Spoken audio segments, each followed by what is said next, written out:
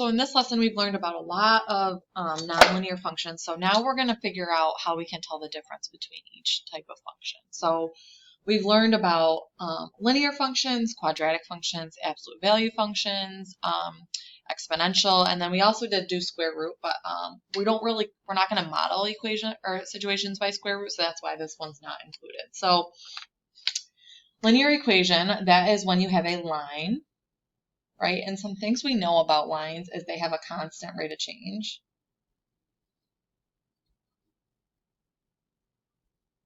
And that's when you're either adding or subtracting. Okay, they also have a slope, which is the constant rate of change, and you find that using change in y over change in x. And if you remember, the equations are modeled by y equals mx plus b. So those are all linear features. The quadratic equation is a parabola, so the graph looks like that, or some form of that. It might look a little bit different. It has a vertex. It's in the form of ax squared plus bx plus c. And that's about it. It has, it always has a squared term. Okay. Absolute value functions are v functions. So they look like that. Their equations have the absolute value symbol somewhere in them. Could be some variation of that. They have vertex. Okay.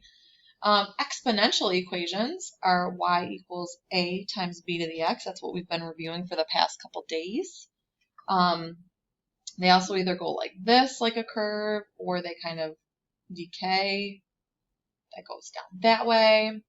I'm trying to think of what else. And they have a constant multiplying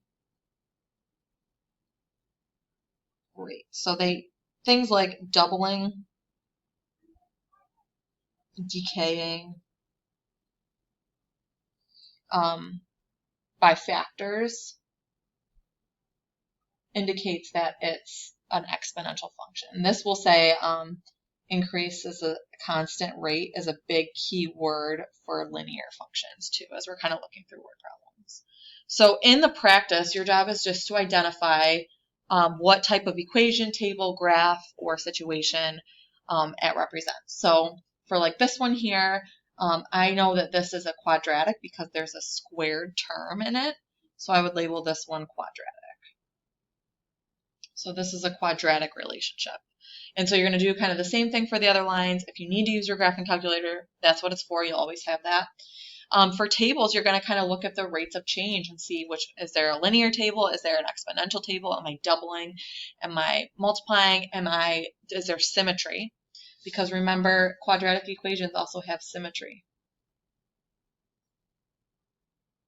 as well as absolute values, but they both have symmetry.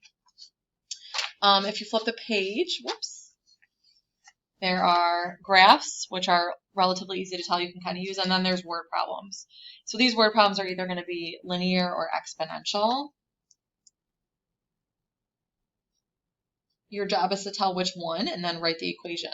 So you're either using y equals mx plus b for linear, or you're using y equals a times b to the x. Okay, and that is the practice for 7.4. I think that's all.